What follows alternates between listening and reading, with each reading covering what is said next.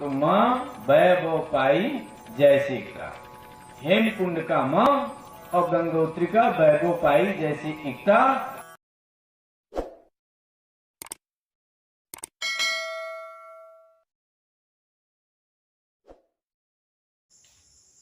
भाइयों, बहनों, मित्रों, सादर जय जगन्नाथ। आप सबकी उपस्थिति देखकर मुझे बहुत प्रसन्नता हो रही है।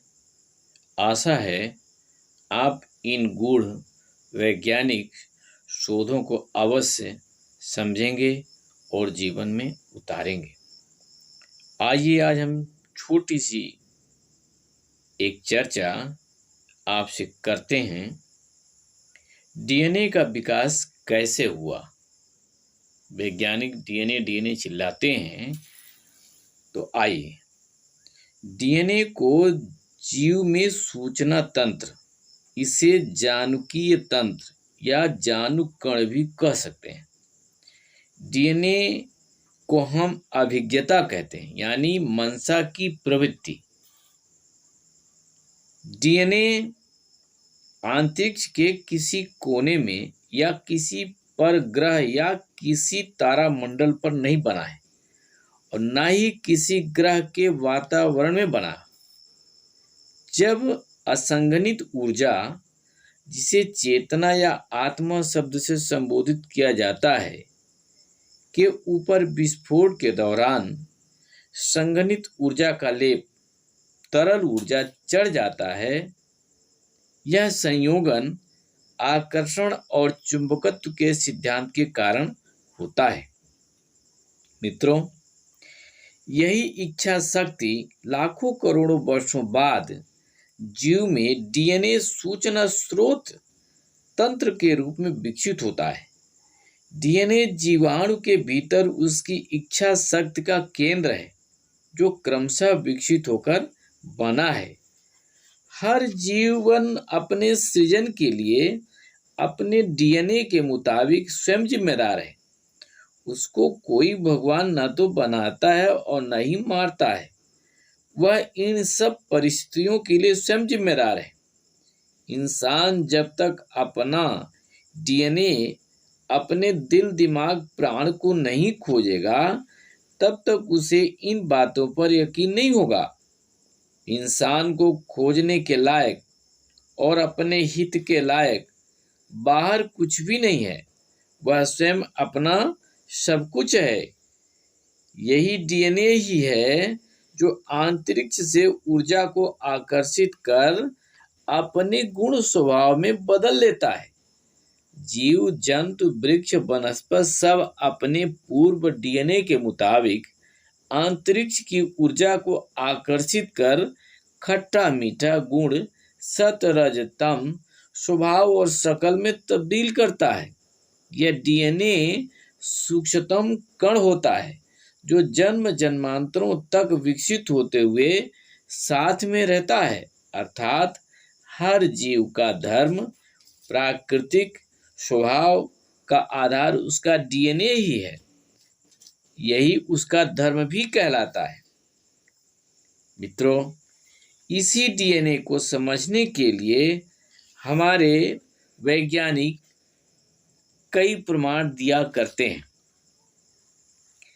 दूसरी बात, एक और आपसे हम विषय पर चर्चा करेंगे। डीएनए के अलावा मृत्यु क्रिया विज्ञान को समझें। मृत्यु किस आधार पर होती है?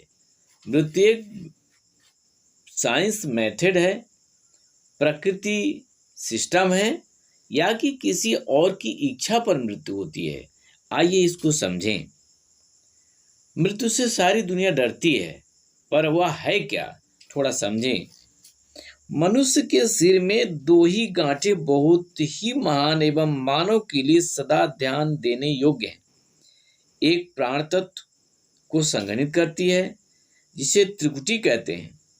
दूसरी ज्ञान तत्व, मन तत्व, विचार तत्व का संग्राहक है, जिसे सहस्त्रार कहते हैं। और तीसरी गांठ कुंडलनी है, जो प्राण तत्व का खजाना है। इसके बाद पूर्ण योग आत्मा है।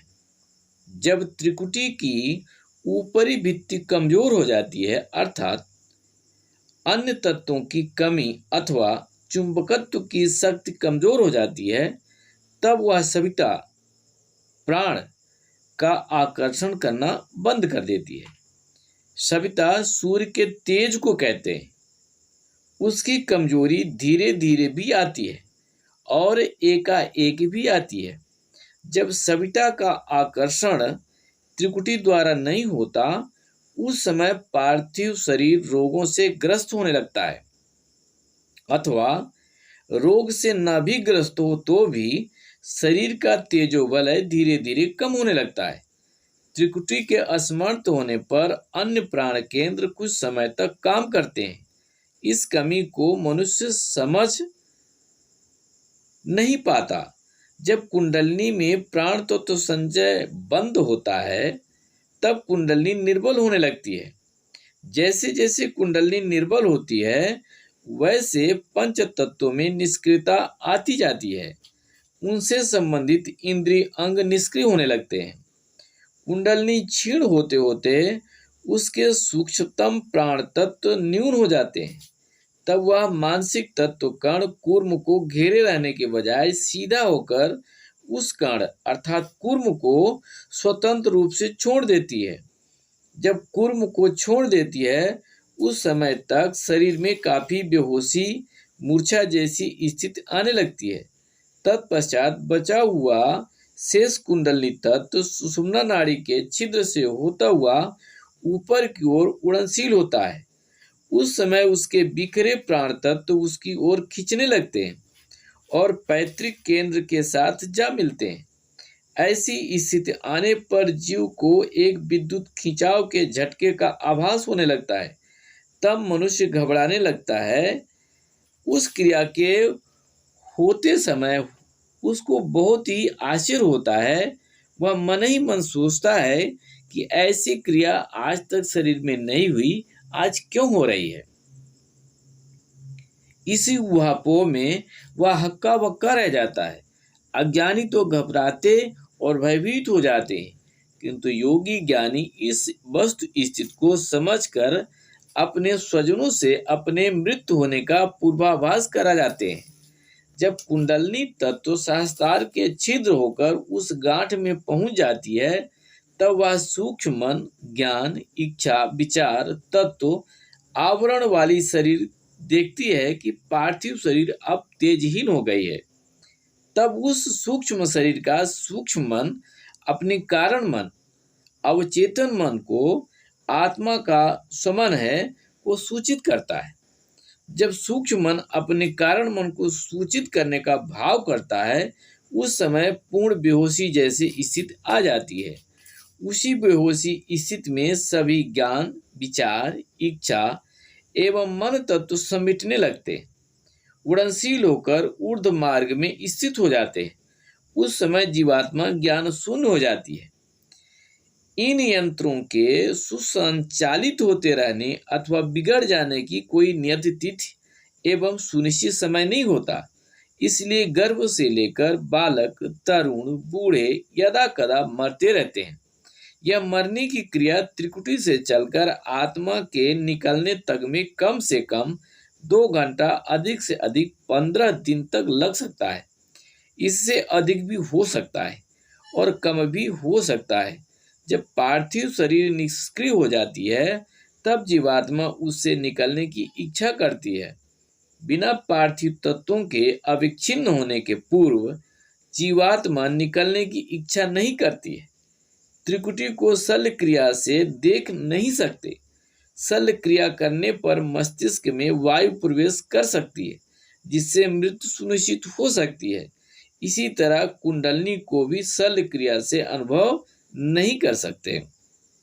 मित्रों, ये थोड़ा सा इशारा मात्र था कि मृत्यु एक प्राकृतिक सिद्धांत है, एक वैज्ञानिक सिस्टम है। जब वह सिस्टम फेल होता है, अर्थात त्रिकुटी की पंपिंग गति कम हो जाती है, सविता का शोषण करना, अवशोषित करना कम हो जाता है, वहीं से धीरे धीरे बुढ़ापा आता है। कभी कभी त्रिकुटी एकाएक रुक जाती है, कभी कभी धीरे धीरे रुकती है, तब बुढ़ापा की ओर जीव पहुंचता है। इसी त्रिकुटी के रुक जाने पर, शून्य हो जाने पर, क्रिया निष्क्रिय हो जाने पर शरीर निढाल हो जाती है और चेतना इसको छोड़ करके निकल जाती है। ओम शांति शांति।